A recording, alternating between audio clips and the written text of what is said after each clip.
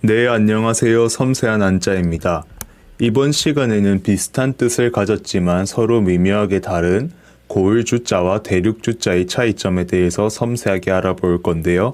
먼저 고을주자입니다. 이 주자는 원래 강의 중앙에 태적되어 수면 위로 드러난 모래땅을 의미를 했습니다. 그러니까 강이 이렇게 흘러가고 강이 이렇게 흘러가면 이 중앙에 태적된 이 부분이 주인 것이지요. 그런데 이 주자는 행정구역이라는 뜻도 가지고 있는데요. 어떻게 해서 이 뜻이 생기게 되었는지 알아보겠습니다. 예나 지금이나 이것은 똑같은데 북방의 황토고원에서 바람에 의해서 쓸려 내려오는 모래들이 있겠죠. 그러면 이 모래들이 이 황하의 바닥에 계속해서 쌓이게 됩니다. 그런데 이렇게 강의 바닥에 계속해서 모래가 쌓이면 어느 순간에는 이 물의 높이, 즉 수위가 두 개 높이보다 높아질 거잖아요. 그러면 엄청난 물난리가 발생하게 됩니다. 그렇기 때문에 고대 통치자들의 주요 업무는 홍수가 나지 않게 물길을 잘 트게 하는 것이었습니다. 이를 치수사업이라고 하죠. 그렇기 때문에 우임금이 지금까지도 성군으로 추앙받는 것이죠. 치수사업에 성공했으니까요. 이 우임금은 언제 임금이냐면 우리가 요순시대 이런 이야기를 하는데 요순 다음의 임금이 우입니다. 우리가 대표적으로 이야기를 하는 훌륭한 군주가 요순 우탕 문무 주공인데요. 여기 중에서 세 번째로 해당하는 임금이 우임금인 것이죠. 그런데 생각을 해보면 우임금이 계획적으로 치수 사업을 진행을 하는 과정에서 당연히 강을 기준으로 구역을 나눴겠죠. 왜냐하면 이 강이랑 만나가지고 이쪽으로 물길을 흘려보내는 것이 보다 자연스럽고 여기 있는 사람들은 여기 가서 일하시고 저기 있는 사람들은 저기 가서 일하시고 그러면 이걸 나누는 과정에서 당연히 강을 기준으로 구역을 나눴을 거잖아요. 그러니까 우임금이 9개의 주로 중국 땅을 나눴다는 말이 전해지고 있는 것이지요.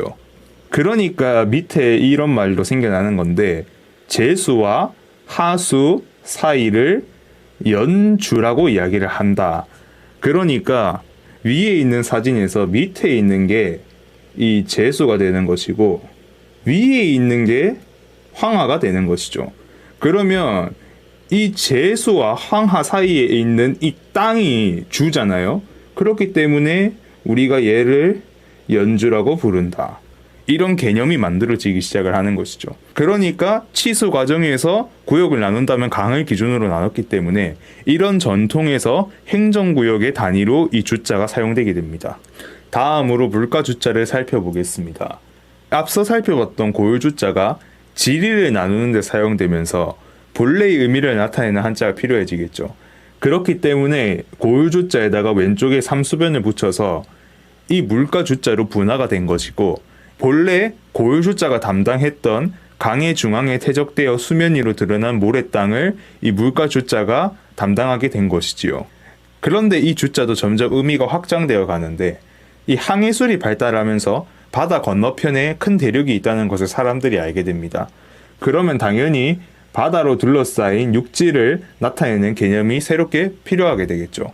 그래서 사람들이 이 기존에 알고 있던 이 주자를 써가지고 이제 대륙을 표현을 하는 겁니다. 그러면 이제 마지막으로 종합 정리해 보겠습니다. 강으로 둘러싸인 곳은 이 위에 있는 주자로 표현을 한다. 그렇기 때문에 이 주자는 행정구역을 나눌 때 사용을 하는 것이죠. 그러니까 우리가 경주다, 광주다 라고 이야기를 할 때는 이 위에 있는 주자를 사용을 합니다. 그러면 바다로 둘러싸인 대륙을 표현을 할 때는 밑에 있는 주자를 쓰는데요. 그렇기 때문에 우리가 호주다 라고 이야기를 할 때는 왼쪽에 삼수변이 들어간 밑에 주자를 쓰는 것입니다. 그러면 여러분 제주도 할 때 그 제주는 밑에 있는 주자를 사용할까요? 위에 있는 주자를 사용할까요? 제주는 바다로 둘러싸여 있기 때문에 밑에 있는 주자를 사용해서 표현을 하지 않을까 이렇게 생각하실 수도 있지만 이 제주 같은 경우에는 어찌됐던 행정구역이기 때문에 위에 있는 주자를 사용합니다.